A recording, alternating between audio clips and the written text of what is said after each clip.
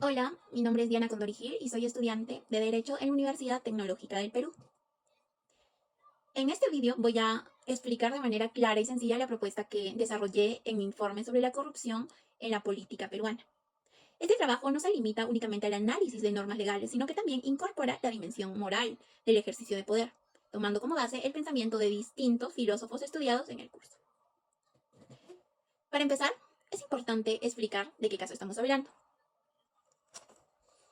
En el informe se analiza un caso de corrupción ocurrido en el más alto nivel del poder político en el Perú, específicamente cuestionamientos, investigaciones y denuncias que involucraron al entonces presidente de la República, Pedro Castillo.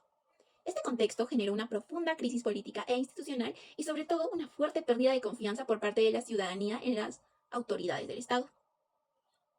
Muchos ciudadanos comenzaron a cuestionarse si quienes ejercían el poder realmente actuaban en beneficio del país o si utilizaban sus cargos para intereses personales. Esto nos lleva a una pregunta fundamental para este análisis. ¿La corrupción es solo un problema legal? La respuesta es no. La corrupción también es un problema moral, porque cuando una autoridad actúa de manera corrupta, no solo infringe la ley, sino que rompe la confianza de la población y debilita los pilares del Estado de Derecho. El daño que produce no es únicamente jurídico, sino también social y ético. Para comprender mejor este problema, es necesario revisar algunos aportes del pensamiento filosófico que siguen siendo vigentes en la actualidad. En primer lugar, Sócrates sostenía que la justicia debía guiar siempre la conducta humana, incluso cuando actuar correctamente implicaba enfrentar consecuencias personales.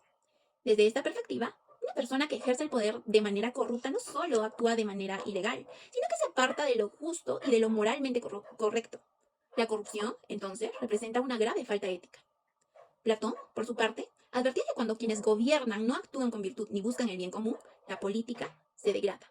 En estos casos, el poder deja de servir a la sociedad y se convierte en un medio para satisfacer intereses personales. Esta idea resulta muy útil para entender por qué los gobiernos involucrados en actos de corrupción pierden legitimidad y generan rechazo social. Aristóteles completa esta visión al afirmar que la política tiene como finalidad el bien común. Para él, solo personas virtuosas pueden gobernar de manera justa. Cuando los gobernantes se alejan de la virtud y utilizan el poder para beneficios propios, las consecuencias afectan a toda la comunidad. En el caso analizado, es evidente que el ejercicio del poder se apartó de estos principios, generando inestabilidad y desconfianza. Este problema también puede analizarse desde el contractualismo social. Thomas Hobbes explicaba que el Estado existe para garantizar el orden y la seguridad cuando el poder se ejerce de manera corrupta. Ese orden se debilita y se genera una sensación de inseguridad e incertidumbre en la sociedad. John Locke sostenía que los gobernantes reciben el poder gracias a la confianza del pueblo. Cuando esa confianza es traicionada mediante actos de corrupción, el gobierno pierde legitimidad. Desde esta perspectiva, la corrupción implica una ruptura directa del pacto entre el Estado y la ciudadanía. Jacques Rousseau afirmaba que el poder debe representar la voluntad general, es decir, el interés común de la sociedad. Cuando el poder se utiliza para fines personales o particulares, se rompe el contrato social. En este caso, en el caso de Pedro Castillo, esta ruptura fue claramente percibida por la población y se manifestó en una fuerte crisis política y social.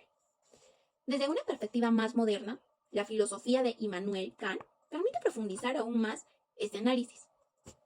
Kant sostenía que ejercer un cargo público implica un deber moral. El gobernante debe actuar por deber y no por conveniencia personal. Cuando el poder se utiliza para obtener beneficios propios, se termina tratando a las personas como medios y no como fines en sí mismos. Esto es moralmente incorrecto y atenta contra la dignidad humana. Por ello, la corrupción no solo vulnera el orden jurídico, sino que también vacía de contenido ético al ejercicio del poder político y debilita la credibilidad de las instituciones del Estado. Frente a este escenario, surge una pregunta clave. ¿Qué se puede hacer para enfrentar la corrupción? La pregunta desarrollada en el informe plantea una solución integral.